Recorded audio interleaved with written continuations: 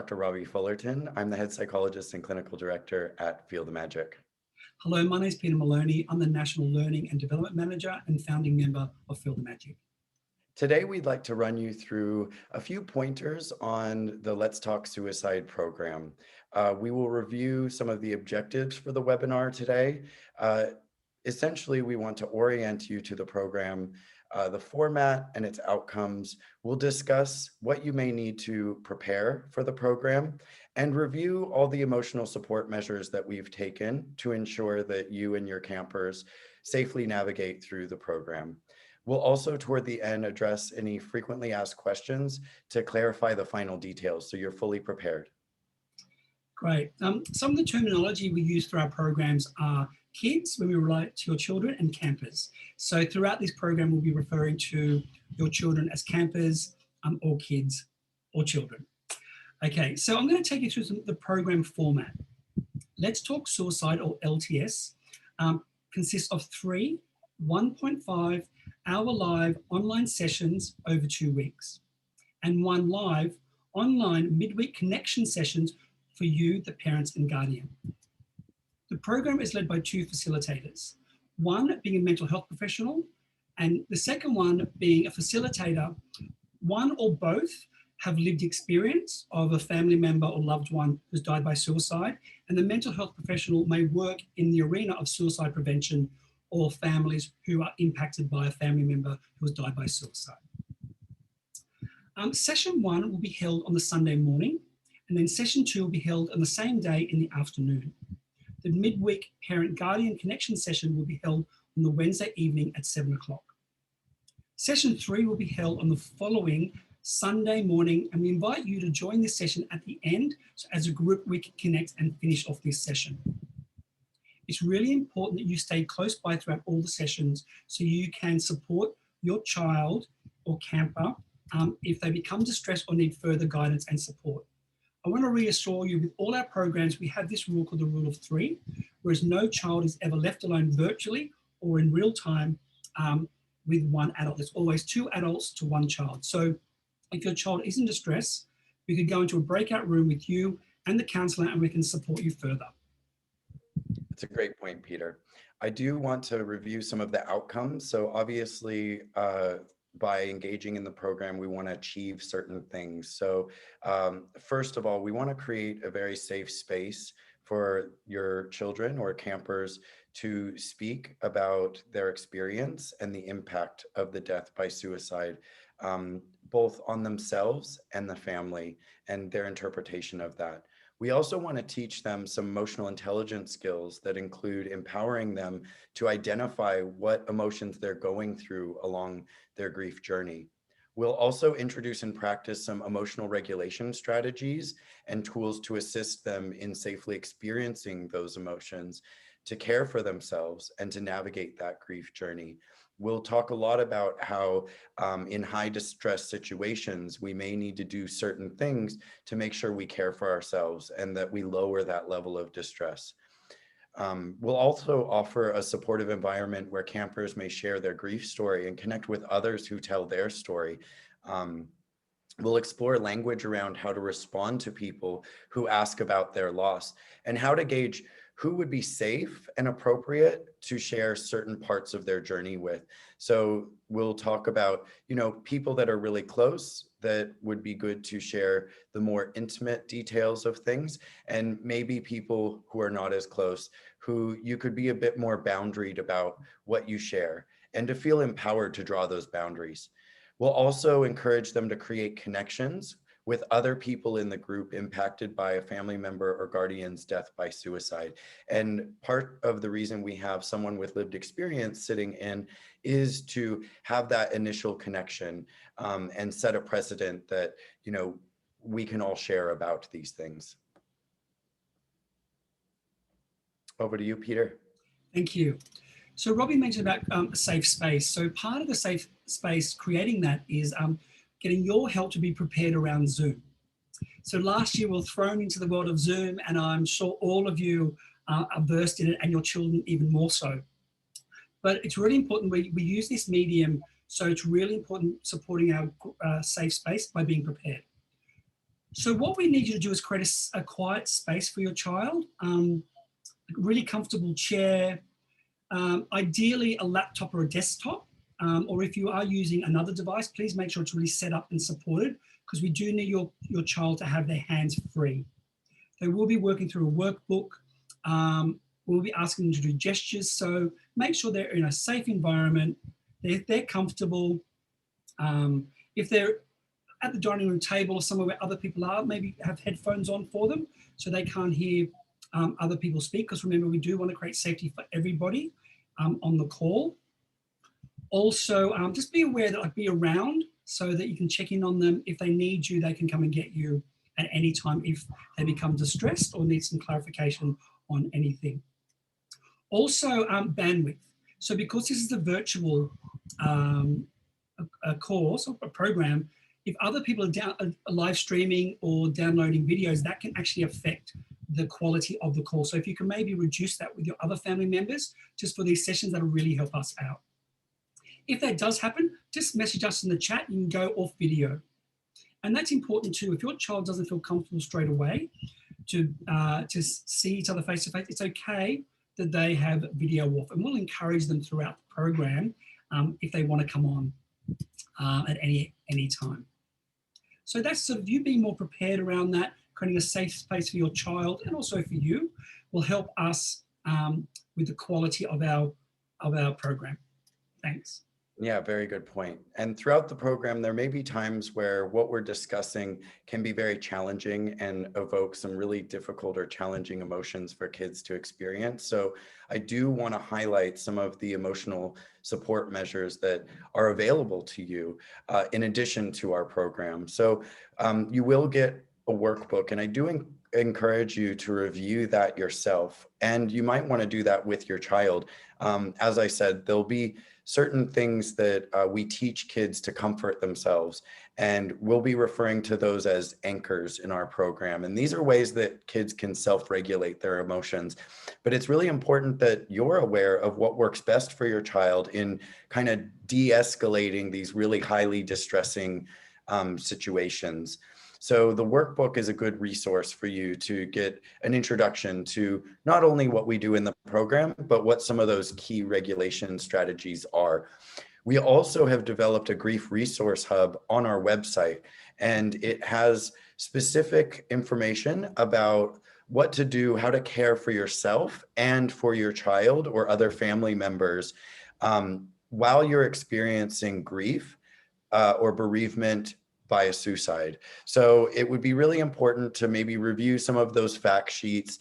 And it's not all just about the information and facts. They have a lot more to do with very good strategies and key steps that you can take in the situation that you're in, just to make it easier on you. You may also find that you need some additional support, or you'd like to reach out to me in particular. So sometimes it's just nice to have a session with a psychologist and really get into the nitty-gritty. So you can reach out to Christy Thomas, our online program coordinator of the LTS program, and she'll be able to organize an appointment with me. I work on Mondays and Fridays and can schedule in a half-hour or an hour-long appointment pre or post the program, just to make sure that you're tracking well, that you feel fully supported. And you know, if it's at the end of the program and you need some additional resources or referrals out to other therapists, I'm happy to review some of that information with you as well over the phone. So just know, keep that in the back of your head throughout the program, that that is an option for you. Over to you, Peter. Yeah, thanks, Robbie. It really is important to reach out, to be supported. We all need a voice around any form of distress or stress. And Robbie is an amazing person to voice any concerns, also discuss anything that you need to support yourself, your child, your family, and for your life. So please don't hesitate to reach out, because we do grieve alone, but we heal together, and we need that connection support like you're providing for your child. Also provide that for yourself as well. So I'm going to go through some facts about the program. So what time are the sessions held? So session 1 is on Sunday morning at 9:30. That goes for an hour and a half, as all the sessions do. Then session 2 is on Sunday at 1 o'clock. So you guys have a little bit of time in between to have some lunch, do some physical activity, debrief if you need to, but just a little bit of space.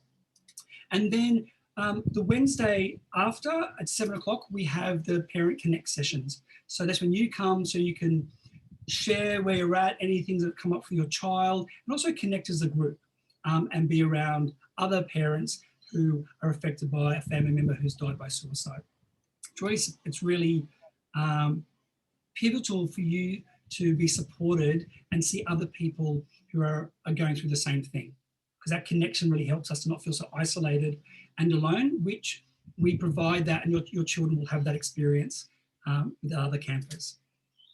Where can you access, who can I call if there's any issues logging in? Please call Christy Thomas. You have her email and her telephone number in the resources. Also, where can you access the Grief Resource Hub? If you go onto Feel the Magic, www.feelthemagic.org.au, scroll down to the bottom and you'll see there's links to access the Grief Resource Hub. Within that, there's actually specific information for family members who are bereaved by suicide. So that could be really handy for you to look at this, so to support yourself. Maybe familiarize yourself with some of our language so you can talk to your child using these this sort of language and this support. Also, who will be available for the support if your child is struggling? Well, obviously we have Robbie around on Fridays and Mondays. Also, you have the mental health professional and counsellor throughout the program. Also, if you do need to check in after a session, you can just chat to us and go, hey, can we stay back? We can support you around there as well. If we're not available and you do go into crisis, or you, your child, or your family go into high distress, there are organisations out there that are available 24 hours. So one of them we recommend is Griefline, and you have their number, but the number is 1300 845 745, or Lifeline on 131114. A little note just to consider: if you're feeling stressed or distressed and your self-care isn't bringing you down, that's the time to reach out. Make sure around the program you have your key supports there for you as well, so that you can be nurtured through this experience. It's not just your child going through it, the whole family is going through this experience. Over to you, Robbie. Yeah, and it's very natural to resist actually reaching out for help. And I just want to encourage you to model the type of behavior that you'd like to see from your kids. If your child's struggling, you'd want them to ask for help. And I think it's important to allow yourself to receive the type of help that you really need. So do reach out to those crisis lines if you really need it. And do talk to the counselor who's facilitating, or reach out to me. Like I said, this type of program may raise some difficult emotions. So I'd actually expect that you might need more support than usual in this time. So please, please leverage that. I will zoom in specifically to the Wednesday session. I want to go into detail about what that'll entail, because we do get questions about that. So the connection session midweek is between the second and third session, and it gives you an opportunity to provide us with a little bit of an update on how you're going, how your children are going throughout the program now that they've had a couple sessions under their belt. Learn more about the terminology and some of the tools that we're going to be teaching the children throughout the program, so you might reinforce that at home, and maybe you even want to use some of them yourselves. We have parents use some of the tools as well. And then we also want to give you the opportunity to connect with some of the other parents and guardians that have kids going through the program, because you'll all have some similar experiences, feelings, maybe even similar concerns. And it's best to communicate about that. And then with us present on the call, we can clarify anything that you may need.